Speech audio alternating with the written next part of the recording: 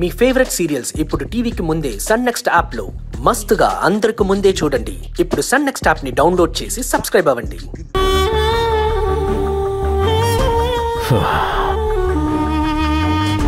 ఇక్కడ ఇంట్లో పరిస్థితి ఏమీ బాగలేదు. ఏది అనుకూలంగా లేదు. అన్నీ నా చెయ్యి దాటి వెళ్ళిపోతున్నాయి. ఈ ఇంట్లో ఉన్న దేవీ శక్తిని ఎదుర్కోవడానికి ఏదో ఒకటి చెయ్యాలి. మంత్రాన్ని మంత్రంతోనే కొట్టాలి.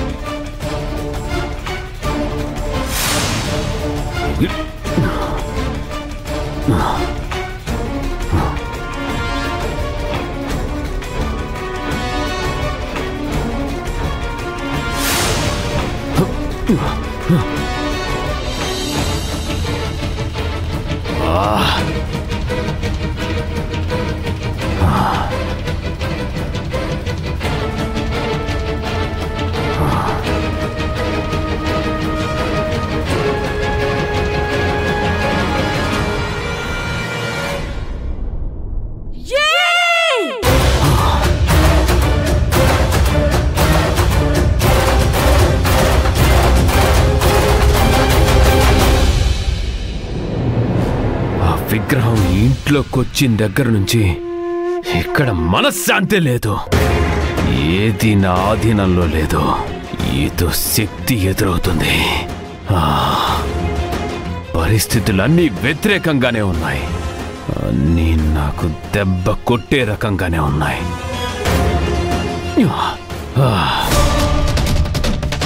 ఈ సమస్యకి పరిష్కారం కనిపెట్టాలి. ఆ మధురకాళి అమ్మవారిని ఆరాధించడానికి ప్రయత్నం చేసినా వీలవటం లేదు. నా వల్ల కావడం లేదు.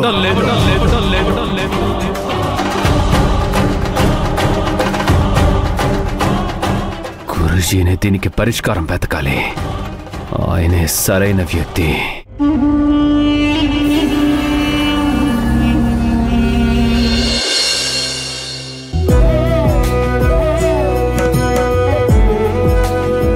ఇన్నాళ్ళకి నాకు ఇంట్లో భోజనం నచ్చింది. ఈ సంతృప్తి ఇంకొక వారం ఉంటుంది. ఆ తర్వాత నన్ను అసంతృప్తికి గురి చేయకుండా చూసుకోండి. చాలు, వెళ్ళొస్తాను. మళ్ళీ వారం తర్వాత వస్తాను. ఏం బావగారు, మీ ఆవిడ మాట మీ మాట కలిపి నిలబెట్టుకోండి.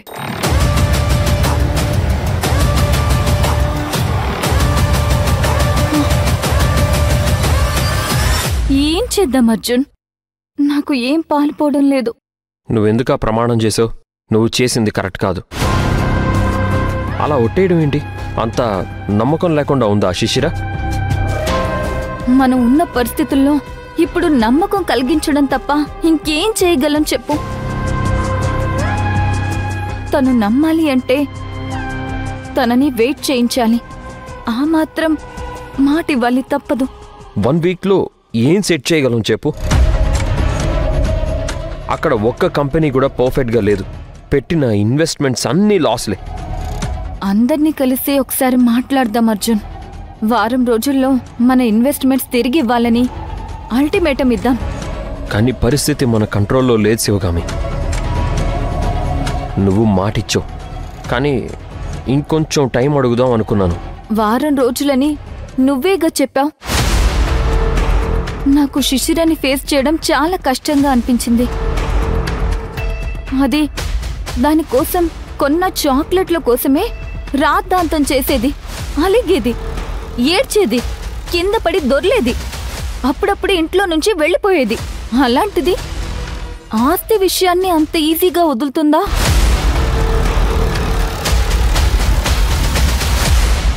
దానికి మనుషుల్ని నమ్మడం తెలీదు. మనుషుల బంధాల విలువ తెలీదు. కానీ ఆదిని మాత్రం గుడ్డిగా నమ్మింది కదా. వాడి వలలో పడింది కదా. మోసం చేసే వాళ్ళెప్పుడూ మాయ చేస్తూనే ఉంటారు. మాటలు తీయగా స్వీట్ కోటెడ్ గానే ఉంటాయి. అర్జున్, తను నిజాలు తెలుసుకునే వరకు మనం ఏమీ చేయలేము. నువ్వు ఒక్కసారి ఆఖరి అల్టిమేటం ఇచ్చిరా, కావాలంటే కలిసి వెళ్దాం. వద్దు, నేను రామ్ కుమార్ని విక్రమ్ని తీసుకొని వెళ్తాను. వాళ్ళు ఏం చెప్తారో దాన్ని బట్టి లీగల్గా మనం ఏం చేయాలో అది చేద్దాం. సరే అర్జున్.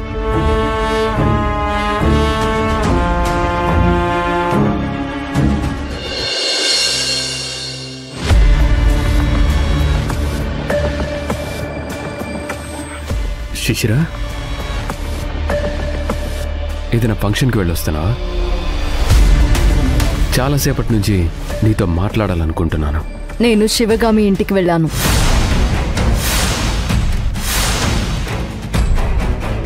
శివగామి ఇంటికా? తనని కలవకపోవడం మంచిదన్నాం కదా. కానీ ఆస్తి గురించి మాట్లాడాలి కదా. ఏముంది? ఇస్తాననే చెప్తోంది. ఎప్పుడిస్తుందంట? వారం రోజులు టైం కావాలంటోంది. లీగల్ ప్రాసెస్ స్టార్ట్ చేయిస్తుందంట. డాక్యుమెంట్స్ రెడీ చేయిస్తుందంట. అప్పటి నుంచి చెప్తానన్న మాట ఇదే కదా. ఇంకా వారం రోజులా? తన మాట నమ్మావా?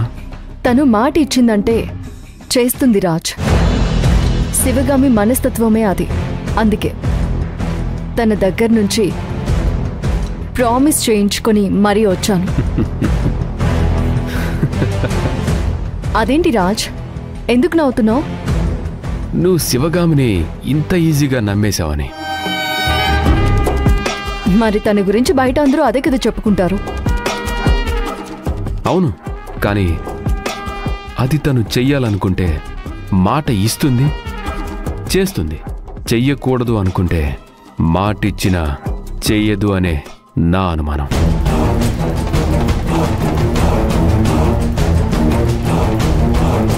అయితే శివగామి వారం తర్వాత కూడా ఆస్తి ట్రాన్స్ఫర్ చేయదనా? అలాగే అనిపిస్తుంది. లేకపోతే ఎందుకింత డ్రాగ్ చేయటం? రాజ్, తన కన్సర్న్ నేను నిన్ను పెళ్లి చేసుకున్నాను అని. అదే నిన్ను కాకుండా ఇంకెవరినైనా పెళ్లి చేసుకుని ఉండుంటే వెంటనే ఇచ్చేసి ఉండేదేమో. అంటే శివగామి అనుకున్నట్లుగా నువ్వు నన్ను పెళ్లి చేసుకోవడం తప్పని అనుకుంటున్నావు? నేను తప్పనలేదు రాజ్. శివగామి ఆలోచన అది అని చెప్తున్నాను. తను మాటిచ్చింది కదా అని వారం రోజులు గడిపేసి వెళ్ళడిగితే ఇంకో వారం రోజులు గడువు పెడుతుంది. అలా డ్రాగ్ చేస్తూ వెళ్తూనే ఉంటుంది. చూద్దాం రాజ్. దీనివల్ల టెన్షన్ పడుతూ ఆలోచించడం ఎందుకు? దీనికి వేరే ఏదైనా ప్లాన్ ఉందేమో కూడా ఆలోచించాలి.